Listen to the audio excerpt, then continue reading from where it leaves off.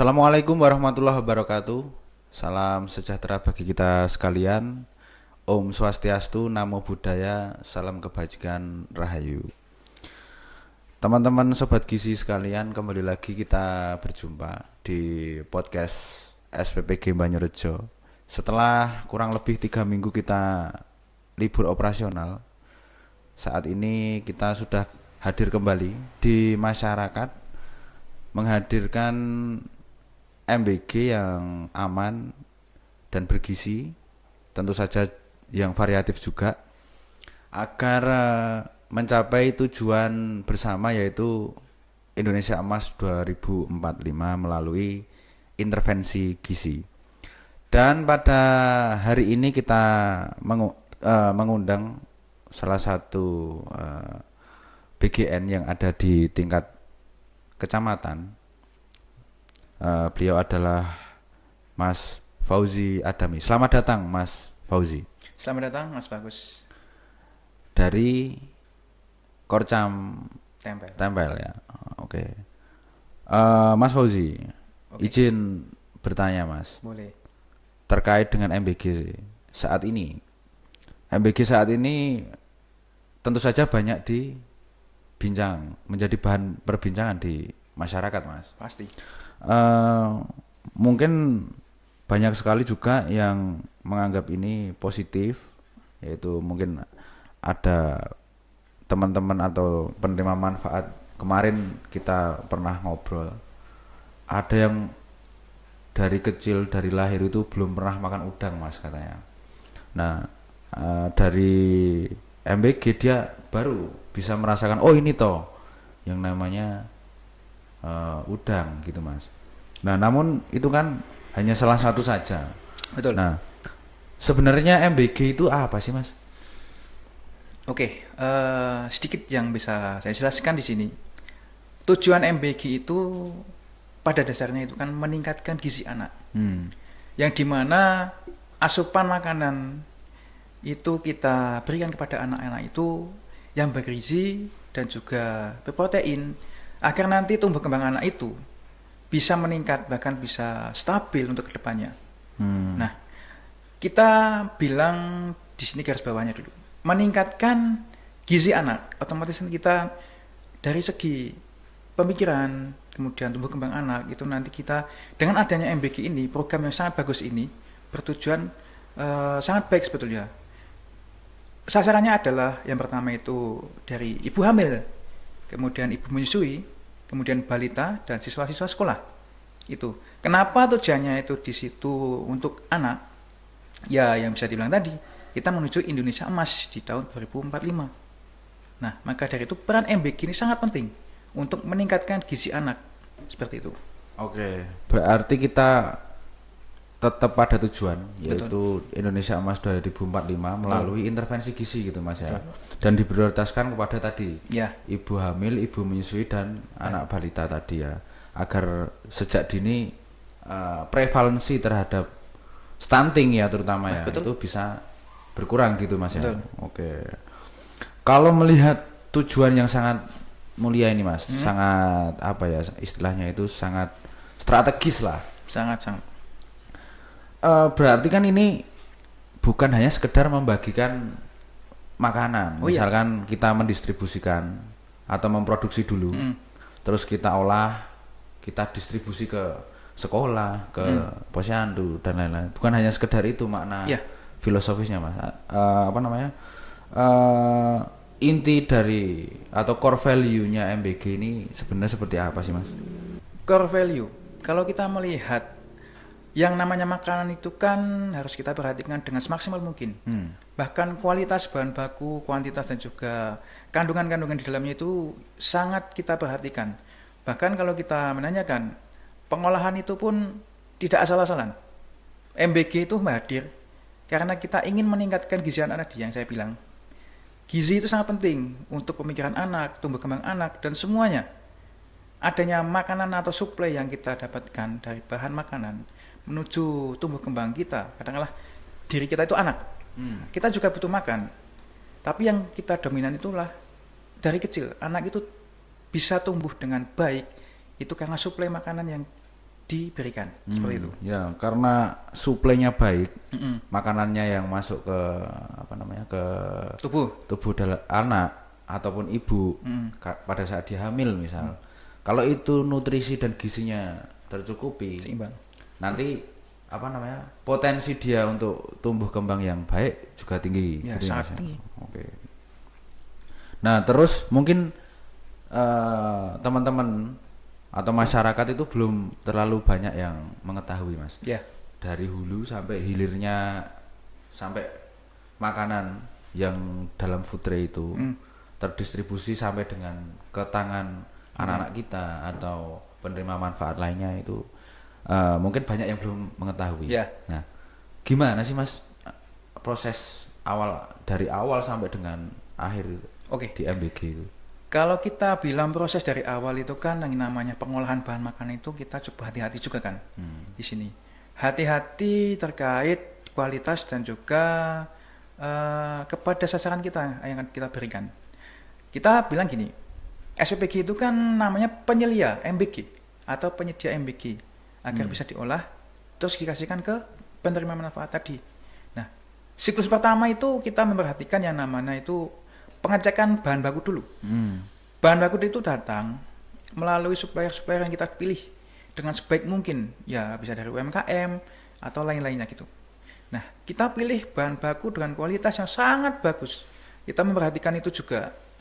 Setelah itu kita cek sampai di SPPG, katakanlah gitu. Nah, itu nanti ada prosesnya lagi di depannya. Namanya proses persiapan. Persiapan itu nanti kita mempersiapkan bahan apa saja yang akan diolah di situ. Mungkin kalau kita menu-menu yang unik-unik itu kita siapkan dulu di proses persiapan. Contohnya ya makanan yang kita lihat saat ini MBG yang ada itu. Kemudian sebetulnya di proses persiapan ini juga kita mewanti-wanti untuk SOP atau standar operasional produksi yang sangat kita perhatikan semaksimal mungkin karena persiapan ini adalah yang crowded juga. Untuk melihat bahan baku setelah kita cek dulu. Tadi kita udah mengecek di awal. Ya namanya manusia kan tidak luput juga. Ya ada human error, potensi human errornya di situ. Nah, maka ditanggulangi di persiapan juga. Iya bisa. Kalau ada bahan-bahan yang katakanlah kurang standar, kurang kualitasnya kurang baik, itu bisa diantisipasi sejak dini. Early warning system gitu Mas. Tapi tidak menutup kemungkinan nanti setelah kita masak itu nanti ada ya mungkin kejanggalan atau apa kita nanti setelah pada saat di pengolahan. Jadi proses persiapan itu juga tidak serta-merta juga mempersiapkan tapi juga menganalisa kemudian mau model seperti apa sih makanan itu. Nah, model yang seperti apa itu menarik dan tidaknya kan di persiapan ini tadi. Pengolahannya cuma memasak. Dalam artian kalau masaknya itu benar itu kita aman. Ataupun aman dari segi rasa, kemudian dari segi bentuk, dan juga menariknya menu itu. Setelah menu itu dimasak atau di pengolahan, selanjutnya kita ke packing dulu, ke wadah yang kita masukkan ke ompreng-ompreng itu. Yang ada 5 macam menu. Kita masukkan ke ompreng, itu bagian namanya pemorsian kalau di sini. Pemorsian ya, di situ ada 5 item. Ada betul, karbohidrat, protein hewani, betul, protein nabati, betul, serat, betul, dan buah. Ya. Nah di situ kita bisa lihat menu gizi seimbang di situ. Kalau dulu kita melihat gizi seimbang itu kan kalau dulu pada 4 saat sehat 5 kita, sempurna. Iya 4 sehat 5 sempurna. Untuk saat ini kan beda lagi, isi piringku katakanlah. Jadi ada beberapa yang harus kita siapkan dulu. Untuk mengenai menu-menu itu. Jadi menu itu nanti siapa sih yang membuat menu itu? Ya pengawas gizi. Kita sebagai penyelia atau penyedia itu cuma istilahnya ngantisipasi ataupun evaluasi ataupun ini loh makanan MBG yang akan kita distribusikan ke penerima manfaat seperti itu. Setelah di packing, nanti setelah selesai kita data dulu sekolah mana yang akan menerima. Nah itu nanti kita masukkan ke mobil atau pengantaran gitu. Nah, itu namanya distribusi ke siswa atau penyedia manfaat. Ya, itu kurang lebih alur secara umum. Betul. Mungkin dinamikanya di lapangan di sebenarnya itu sangat banyak sekali ya Mas. Sangat. Terkait dengan PO bahan baku sendiri dan juga penentuan menu sebelumnya. Sebelum di PO kan kita menentukan dulu menu apa sih yang mau kita kerjakan minggu depan atau 2 minggu ke depan. Nah itu dinamikanya banyak sekali. Nah di balik itu Mas, kan dari PO misal atau dari menu juga sampai dengan distribusi, di situ kan ada orang-orangnya Mas. Ya betul. Misalkan PO kita mengenal PLOK, apa namanya, penata layanan operasional keuangan. Nah, kalau dulu kita mengenal namanya akuntan. betul. Terus sekarang juga ada namanya PLO Gizi, penata layanan operasional gizi dan lain-lain. Bahkan di situ juga ada teman-teman relawan dan juga para penerima manfaat. Nah, mungkin sampai dengan PIC dan juga kader. Nah, peran dari mereka ini seperti apa sih? Kalau kita membicarakan tentang peran, semuanya yang ada di SPPG itu kan memiliki perannya masing-masing. PLOK untuk keuangan itu nanti mengawasi banyaknya menu, kemudian kualitas menu yang ada di situ. Katakanlah kita apa yang kita belanjakan di situ, yaitulah PLOK-nya, tugasnya. Tugas PLOK keuangan ya dia mengawasi tentang keuangan. Iya, pembelian bahan bakunya. Oke. Seperti itu. Untuk PLOK gizi, nah yang tadi saya bilang, variasi menu itu sebetulnya ada di pengawas gizinya. Mau menu yang seperti apa, menarik dan tidaknya itu kan tergantung pengawas gizi. Nanti kemudian antara PLOK gizi dan keuangan nanti mereka bekerja sama menentukan, oh budgetnya segini, terus menunya kayak gini, apakah masuk dengan anggaran kita? Katakanlah seperti itu. Jika masuk dan menarik, oke, berarti aman. Sampai ke penerima manfaat juga aman, seperti itu. Oke. Mungkin kalau ada beberapa di SPPG juga yang membuat menu itu tidak hanya PLO gizi saja. Betul. Tetapi ada chef, peran chefnya di situ. Betul. Karena sebenarnya esensi PLO gizi itu kan pengawas gizi. Tetapi untuk menu mungkin ada beberapa yang kolaborasi ya dengan chef atau juru utama masak. Nah itu juga bagus juga ya Mas ya. Jadi betul. Menunya tidak terlalu monoton, tetapi variatif, cuman tetap berpedoman pada nilai-nilai kandungan gizi yang ada dan seimbang lah. Betul. Oke. Nah terus begini Mas, akhir-akhir ini gejolak dan respon masyarakat terhadap MBG ini kan sangat beragam sekali. Sangat-sangat. Ada juga yang memuji, bahkan ya teman-teman masyarakat dan bahkan anggota DPR juga mengapresiasi. Dan BGN sendiri sudah mendapatkan WTP, wajar tanpa pengecualian, dari Badan Pengawas Keuangan. Ini kan artinya kita sudah dapat diterima lah di masyarakat, dan juga secara audit keuangan kita juga WTP kan gitu. Namun tidak luput juga ada yang mengkritik Mas. Betul. Sangat banyak juga yang memberikan masukan kepada kita, Mas, mbok yo jangan A, B, C, D dan lain-lain. Nah, itu menurut Mas Fauzi tentang pro dan kontra MBG ini seperti apa Mas? Oke. Pro dan kontra itu kita merujuk ke awal tadi. Apa sih tujuan MBG? Itu sudah jelas. Tujuan MBG itu kan meningkatkan gizi anak. Nah, dengan meningkatkan gizi anak itu, kita otomatis kan apa yang kita berikan kepada anak itu kan sudah sesuai. Katakanlah kita juga perlu membeli bahan baku, membeli bahan yang akan kita berikan ke mereka. Tidak menutup kemungkinan masyarakat di situ itu berdampak dan tidaknya. Tidak semua masyarakat itu berdampak. Ada juga yang dia seolah-olah tidak berdampak dan lain-lain. Ada juga yang tidak berdampak tapi dia pro dengan program ini. Karena apa? Karena dia bisa melihat tujuan program ini sangat mulia, sangat bagus sekali. Meningkatkan gizi anak. Saya bilang, meningkatkan gizi anak. Nanti untuk otomatis untuk biaya dan lain-lain, gejolak-gejolak di masyarakat terkait yang negatif-negatif, kita bicarakan dulu yang positif. Positifnya itu kan demi masa depan anak, apapun kita lakukan. Seperti itu kan. Negatifnya itu ya sebetulnya aspirasi evaluasi itu juga Ada ya dari selalu kita. ya. Iya, betul. Kritik itu juga termasuk dari evaluasi kita. Betul. Nah, tapi ya ada tapinya juga. Saat kita dievaluasi ataupun kita dikritik, kasih saran, itu kita jangan emosi. Kita mencari suasana dulu. Apakah mereka itu mengkritik kita, mengaspirasi kita dengan sesuatu hal yang masuk akal atau tidak? Kalau mereka atas dasar mengkritik atau sesuatu menjudge bahwa kita ini adalah program yang tidak bagus, ya mohon maaf, kita lihat dulu kepentingannya. Di sini apa sih tujuan kita tadi? Meningkatkan gizi anak. Wajar saja kalau ada masyarakat yang pro dan kontra. Itu hal yang sangat wajar menurut sini. Gitu.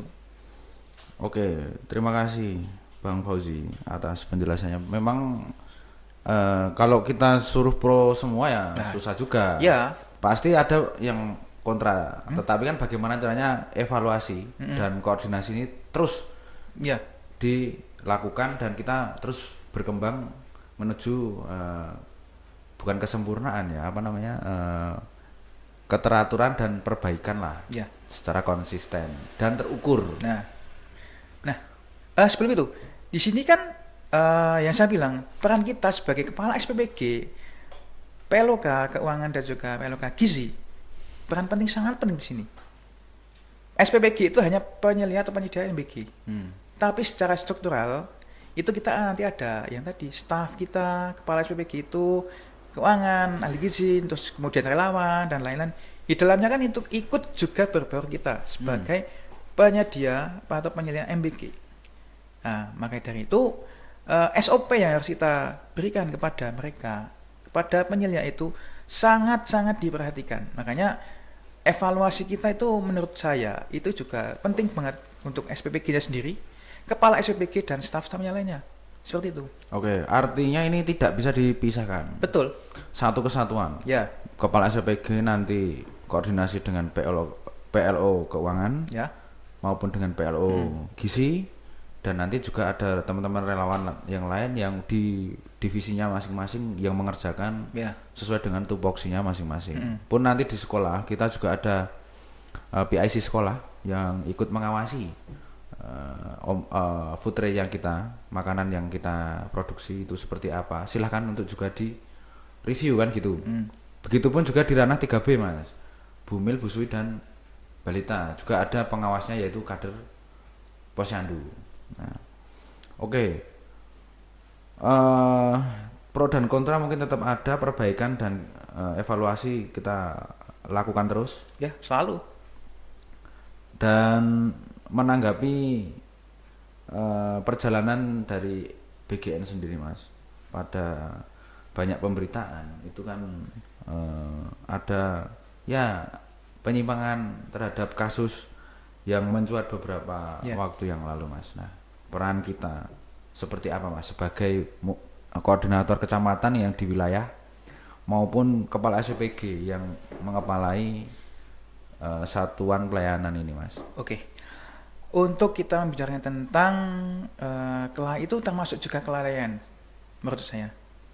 Itu juga sebagai atensi bahwa di mana ketika kita melanggar sesuatu yang namanya aturan dari BGN, jelas ini, aturan itu pasti ada di setiap instansi dan lain-lain.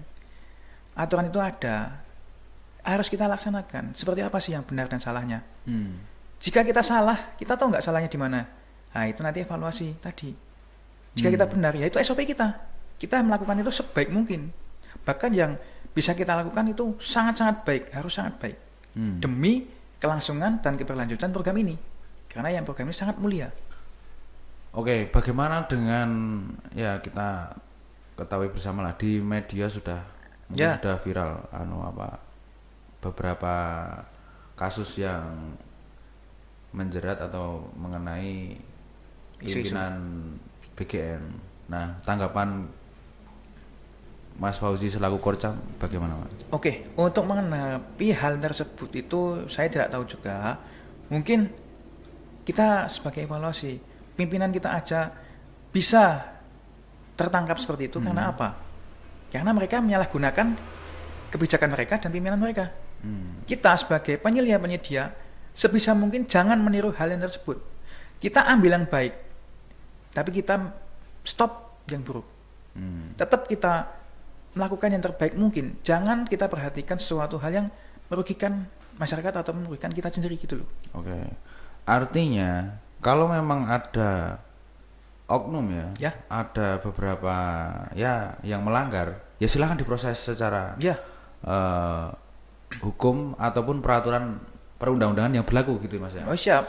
Tapi tidak menghentikan program ini untuk dihentikan karena intervensi gizi itu lebih besar daripada hanya sekedar menangkap orang-orang yang menyeleweng kan gitu Mas ya. Betul. Ya mungkin kita sepakat Mas dengan hal itu. Kalau memang ada 1-2 orang ataupun beberapa orang yang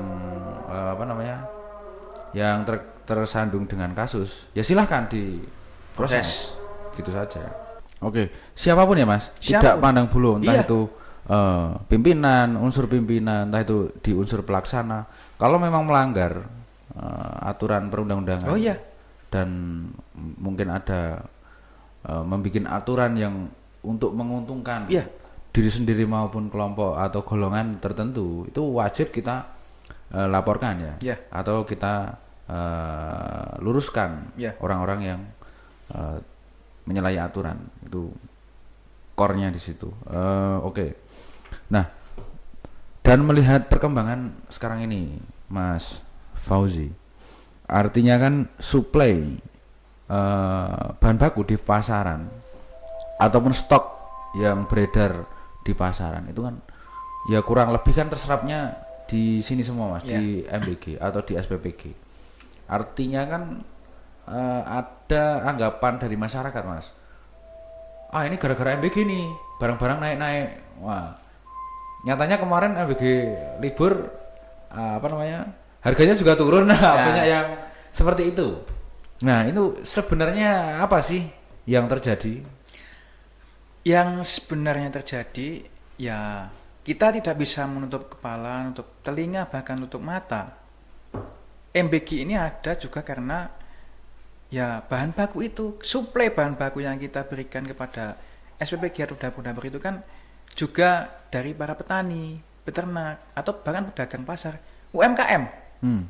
Itu kan yang namanya stok barang, otomatis kan ada batasannya, ya kan?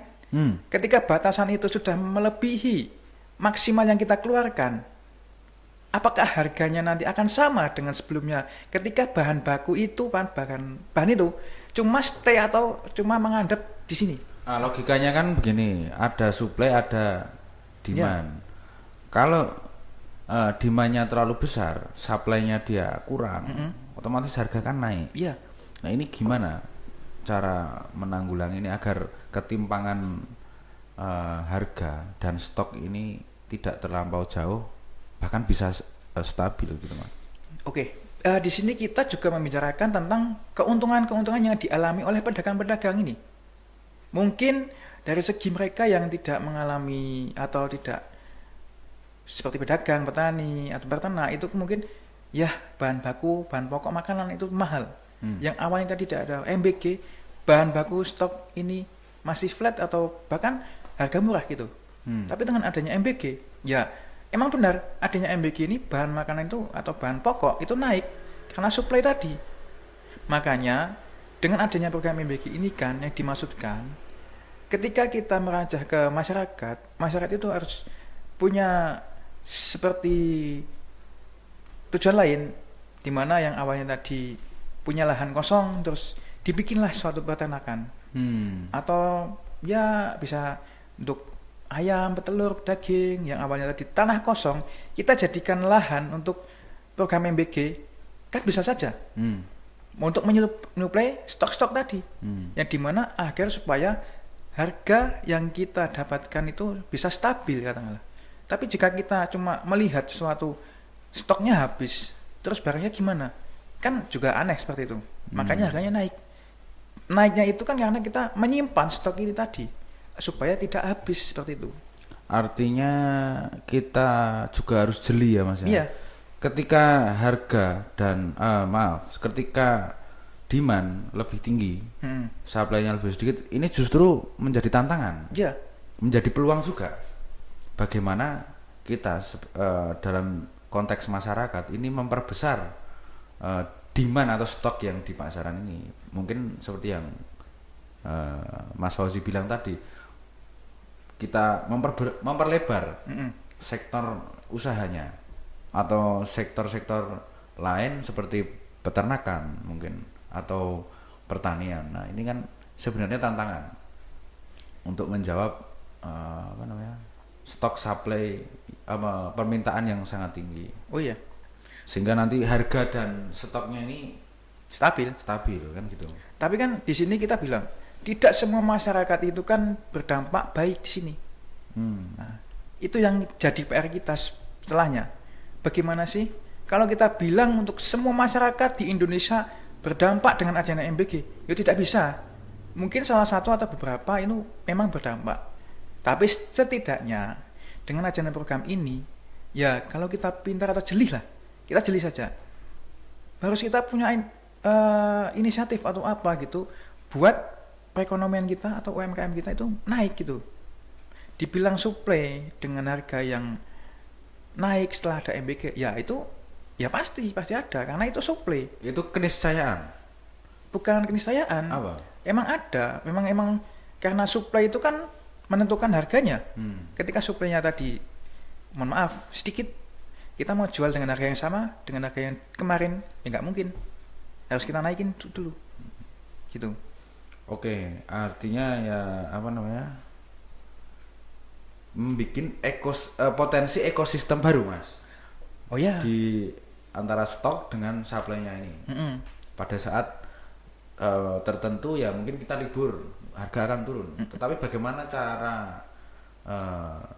masyarakat untuk juga dapat berperan dalam pemenuhan stok sehingga pada saat MBG jalan kembali itu harga tidak terlampau sangat tinggi, begitu ya? Ya. Kira-kira. Penentuan harga itu kan sebetulnya bukan dari masyarakat banyak. Itu mungkin beberapa pedagang yang mengatur dengan harga segitu-gitunya, gitu kan? Ya bisa dibilang emang harus naik, bukan karena. Iya benar, karena memang stoknya habis, sedikit misal, bahkan atau habis sedikit, atau habis, sorry. Oke, ini pembicaraan yang sangat menarik terkait dengan MBG kali ini bersama Koordinator Kecamatan Tempel ya, Mas Fauzi Adami. Nah, kita mungkin masuk ke segmen terakhir, Mas. Ya. Apa kira-kira pesan yang jenengan ingin sampaikan kepada seluruh pemirsa? Mungkin di dalam video nanti ada salah satu penerima manfaat kita di wilayah masing-masing. Nah itu pesannya gimana, Mas? Oke. Pesan dari kami, kita jalankan program ini dengan sebaik mungkin. Kita dukung program ini. Jika kami mengalami kendala ataupun kita harus mengevaluasi, ya kita evaluasi gitu loh. Yang pasti kita balik lagi ke awal. Program ini ada bertujuan sangat mulia, meningkatkan gizi anak. Tapi juga kita tidak serta-merta masyarakat juga harus terlibat di dalamnya. Mereka harus mendukung, ya walaupun ada pro dan kontra.